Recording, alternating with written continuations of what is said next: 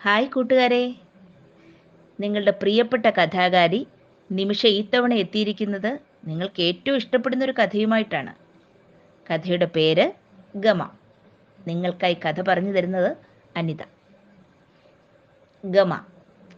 ഇല്ലിലങ്കാട്ടിലെ കുസൃതി കുരുന്നുകളായിരുന്ന ചിന്നൻ മുയലും കിട്ടന്മാനും ചിക്കുവണ്ണാനും വലിയ കൂട്ടുകാരായിരുന്നു. ഇവരുടെ കുസൃതികൾ എല്ലാവർക്കും വളരെ ഇഷ്ടവുമായിരുന്നു. എന്നാൽ ഗമൻ എന്ന ജിറാഫിന് ഇവരുടെ കുസൃതികൾ തീരെ ഇഷ്ടമായിരുന്നില്ല. അവന്റെ മുന്നിൽ ഈ മൂവർ സംഘം വന്നുപെട്ടാൽ ഗമൻ ആട്ടി ഓടിക്കുമായിരുന്നു. ആരെയും കൂസാത്ത പ്രകൃതക്കാരനായ ഗമൻ ജിറാഫിന് പേര് പോലെ തന്നെ വലിയ ഗമയുമായിരുന്നു. ആരെയും ആശ്രയിക്കാതെ എത്ര പൊക്കമുള്ള മരങ്ങളിൽ നിന്നും എന്തും പറിച്ചു തിന്നാമെന്നൊക്കെയുള്ള വിചാരം അവനെ വലിയ അഹങ്കാരിയാക്കി മാറ്റിയിരുന്നു. അങ്ങനെ ഇരിക്കെ ഒരു ദിവസം കുസൃതി കുരുന്നുകൾ പുൽമേട്ടിൽ കളിച്ചുകൊണ്ടിരിക്കുമ്പോൾ കിട്ടന്മാനിനും ചിന്നൻ മുയലിനും നന്നായി വിശപ്പ് തോന്നി തുടങ്ങിയിരുന്നു. അപ്പോഴാണ് അവർ ആ കൊതിപ്പിക്കുന്ന കാഴ്ച കണ്ടത്. ഒത്തിരി ദൂരെ നിന്ന് മരച്ചില്ലകളിലെ തളിരിലകൾ അനായാസേന ഗമൻ കഴിക്കുന്നു. അത് കണ്ടപ്പോ ചിന്നനും കിട്ടനും കുറച്ച് തളിരിലകൾ കിട്ടിയാൽ കൊള്ളാമെന്ന് ചിക്കു അണ്ണാനോട് ആഗ്രഹം പ്രകടിപ്പിച്ചു. നിങ്ങളൊരു കാര്യം ചെയ്യൂ, ഗമൻ ജിറാഫിനോട് ചോദിച്ചു നോക്കൂ. ഞാൻ കയറി ഓരോന്നായി പറിക്കുമ്പോഴേക്കും ഒരുപാട് സമയമെടുക്കും കൂട്ടുകാരെ.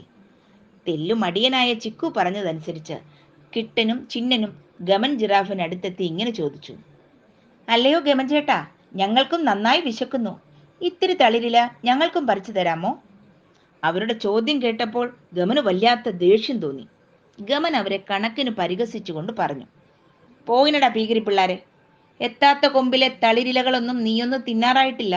നിനക്കൊക്കെ താഴെ പൊന്തക്കാട്ടിലുള്ള പുല്ലും ചെടിയും ഇലയും ഒക്കെ പറഞ്ഞിട്ടുള്ളൂ. സമയം മെനക്കെടുത്താതെ രണ്ട് സ്ഥലം വിട്ടോ. ഇത് കേട്ട കിട്ടനും ചിന്നനും സങ്കടത്തോടെ ചിക്കുവിന്റെ അടുത്തെത്തി. അവരുടെ സങ്കടം കണ്ടപ്പോൾ ചിക്കുനും വിഷമമായി. താൻ കാരണമാണല്ലോ തന്റെ കൂട്ടുകാർ ഗമൻ ജിറാഫിന്റെ വഴക്ക് കേട്ടത്. അവൻ ഉടൻ തന്നെ അവരെ ആശ്വസിപ്പിച്ചു. നിങ്ങൾ വിഷമിക്കാതെ, വിശപ്പ് മാറ്റാൻ എന്തേലും വഴിയുണ്ടോ എന്ന് ഞാൻ നോക്കാം, ചിക്കു പറഞ്ഞു. ചിക്കുവിന്റെ വാക്കുകൾ കിട്ടനും ചിന്നനും ആശ്വാസം പകർന്നു. ചിക്കു നേരെ തടാകക്കരയിൽ നിൽക്കുന്ന അത്തിമരം ലക്ഷ്യമാക്കി ഓടി. ചിന്നനും കിട്ടനും ചിക്കുവിനെ പിന്തുടർന്നു. ചിക്കു പതുക്കെ പതുക്കെ മരത്തിന്റെ ചില്ലയിൽ കായ്ച്ചു പഴുത്തു നിന്നിരുന്ന പഴങ്ങളും തളിരിലകളും ഓരോന്നായി പറിച്ച് തന്നാലാവും വിധം തന്റെ ഉറ്റ ചങ്ങാതിമാർക്ക് നൽകി. അതോടെ അവരുടെ വിഷമങ്ങൾ മാറി. പിന്നീട് അവർ തടാകത്തിൽ നിന്ന് ധാരാളം വെള്ളവും കുടിച്ചു. അങ്ങനെ വീണ്ടും പുൽമേട്ടിൽ അവർ കളി തുടർന്നു.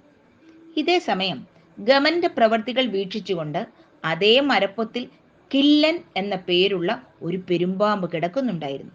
ഗമന്റെ പ്രവർത്തികളിൽ അരിശം തോന്നിയ കില്ലൻ ഗമനെ ഒരു പാഠം പഠിപ്പിക്കാൻ തന്നെ തീരുമാനിച്ചു. ഗമൻ മരത്തിന്റെ ചില്ലയിൽ നിന്ന് ഇലകൾ കഴിക്കുന്ന വശത്തേക്ക് കില്ലൻ ചെന്നു. തല ഉയർത്തി ചീറ്റി ഭയപ്പെടുത്തി. അപ്പോൾ അവൻ തീറ്റ് നിർത്തി കുറച്ചു പിന്നിലേക്ക് മാറി നിന്നു. ഗമന്റെ വെപ്രാളം കണ്ട് കുസൃതികളായ മൂവരും കളി നിർത്തി എന്തെന്നറിയാൻ മരച്ചില്ലയിലേക്ക് എത്തി നോക്കി. അതാ അവിടെ കില്ലൻ ഗമന്റെ കഴുത്തിൽ ചുറ്റിപ്പിടിച്ചിരിക്കുന്നു. ഇത് കണ്ട കുസൃതി കുരുന്നുകൾക്ക് ചിരി വന്നു. അവരുടെ ചിരി കണ്ട കില്ലൻ ഗമന്റെ കഴുത്തിലെ പിടിയയച്ചു. മരച്ചുവട്ടിൽ നിന്ന് ഗമൻ ഓടി കുരുന്നുകൾ കളിച്ചുകൊണ്ടിരുന്ന പുൽത്തകിടിയിൽ എത്തിയപ്പോൾ അവർ ഗമനെ നോക്കി കളിയാക്കി പൊട്ടി പൊട്ടി ചിരിച്ചു. കുസൃതി കുരുന്നുകളുടെ സന്തോഷം കണ്ട കില്ലന്റെ മനസ്സ് നിറഞ്ഞു. എന്നാൽ ഗമൻ ഇളിഭ്യനായി ഒന്നും മിണ്ടാതെ ദൂരേക്ക് നടന്നു നീങ്ങി. പിന്നീട് ഒരിക്കലും ഗമൻ ആരോടും ഗമ കാണിച്ചിട്ടില്ല.